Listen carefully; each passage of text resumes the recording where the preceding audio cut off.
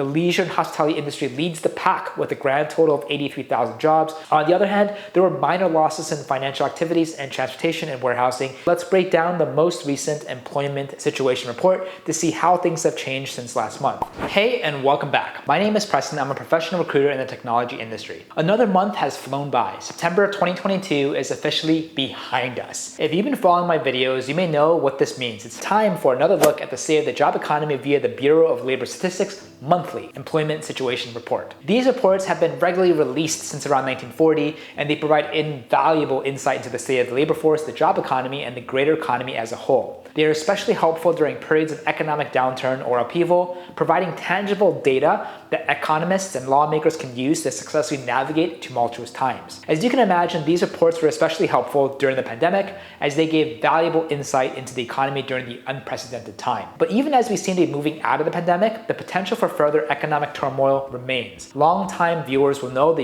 US has been balancing on the edge of a potential recession for a few months right now. So let's break down the most recent employment situation report to see how things have changed since last month. I'll be sure to give all the necessary context in just a moment, but as always, I recommend going back and watching my previous videos for a more comprehensive picture. Before we get started, as always, please consider helping out a fellow recruiter. Give us a like, subscribe, click that bell. Really means a lot. Much like we might never see COVID-19 disappear even after the pandemic has fully abated, its effects on the economy will similarly persist for many, many years. As we make our way out of the pandemic, we find ourselves in totally new employment territory. The pandemic changed the way we do work, and it seems like the economy is also adjusting too. The red-hot labor market that formed as the majority of the population returned to work drove up inflation. More money in the hands of Americans means higher demand, and companies have to raise their prices to keep up. This is especially bad news during a time when supply chains are strained, putting further pressure on the economy. To combat inflation, the US Federal Reserve increases interest rates.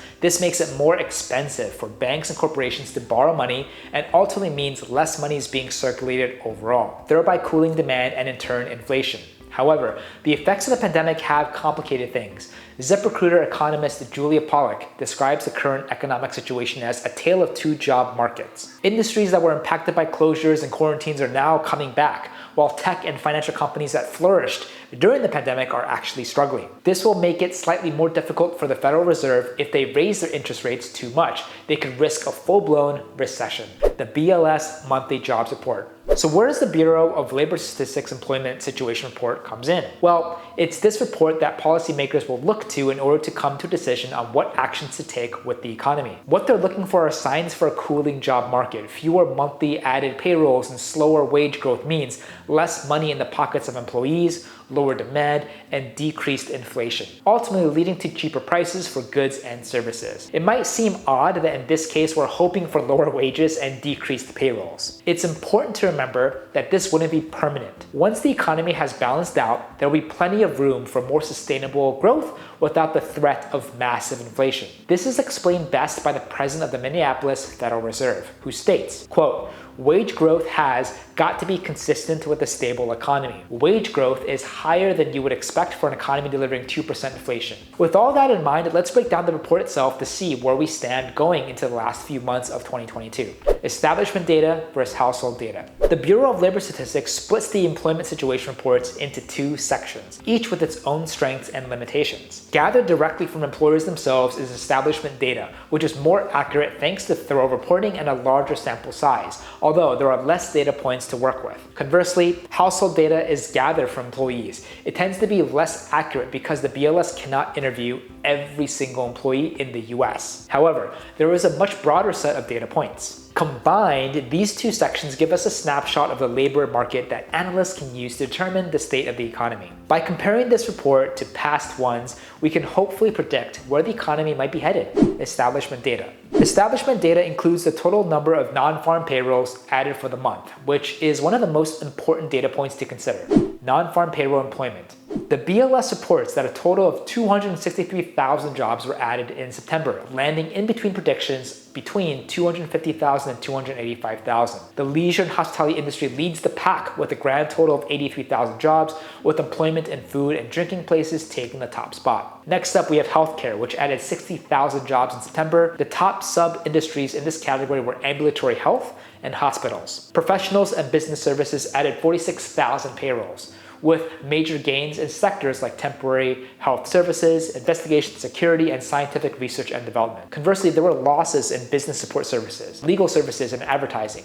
22,000 payrolls were added in the manufacturing industry, with gains in motor vehicles and parts, fabricated metal products and electrical equipment, and appliances. There were losses in printing and related support activities. Construction also continues to add employees with 22,000 payrolls in September. Finally, wholesale trade added a total of 11,000 jobs. On the other hand, there were minor losses in financial activities and transportation and warehousing, and industries such as mining, retail, information, and government showed little to no change. Average hourly earnings. The other major data point provided by the establishment survey is the average hourly earnings for salary employees. In September, it continued its upward trend, rising 10 cents to a total of $32.46 an hour.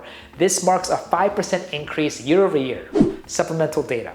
While not as helpful as the aforementioned data points, the BLS also reports the average work week for all employees, which stagnated at 34.5 hours for the fourth month in a row. Additionally, July's massive job gains were further revised upwards to 537,000 payrolls, while August remains at 315,000. Household data gives us a look into the employment situation from the employee's point of view and includes data points such as unemployment rate, which decreased to 3.5% in September. It also includes number of unemployment persons. Perhaps obviously this is simply the total number of people who identified as unemployed last month.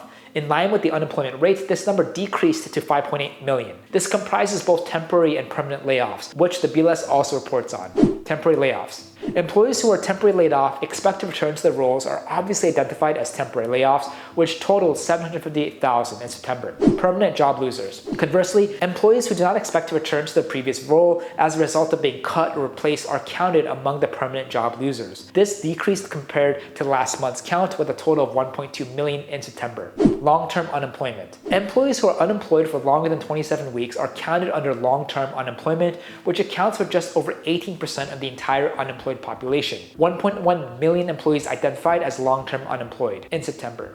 Labor force participation rate. The labor force participation rate, which measures the percentage of the US population that is actively engaged in the workforce, even if the unemployed decreased 0.1 percentage point and remains at 62.3 in September. Supplemental. The supplemental data points included with the household survey are special because they change depending on the current economic situation. Since May 2020, the Bureau of Labor Statistics has reported on the number of employees who teleworked because of the pandemic. 35.4 in September. Those who were unable to work because their employee closed or lost business due to the pandemic. 1.4 million in September. Those who received at least some sort of pay from their employers for the hours not worked. 21.4% of those surveyed in September. And those who were presented from looking for work due to the pandemic, 452,000 in September. As I mentioned in the last video, the September Employment Situation Report is the last time these questions will be asked. Next month, we'll see a new set of questions, so make sure you tune in to the next job report video. So what does all this mean for the future of the economy? As usual, things are still up in the air, but the good news is that we've seen consistently decreasing payrolls for the past couple of months, which should ease the Fed's concern a little bit. On the flip side, wages still seem to be increasing. This means that the Fed will likely continue to raise interest rates until things balance out. Do you have anything else to add or even your own experience? We'd love to hear from you. Make sure you drop down a comment below. If you like this video, want to see more like it, feel free to support a fellow recruiter. Give us a like, subscribe, click that bell. It really means a lot. Feel free to also follow me at Preston_Park, as I try my best to also post behind the scenes content daily. Thank you so much again, and we'll see you on the next one.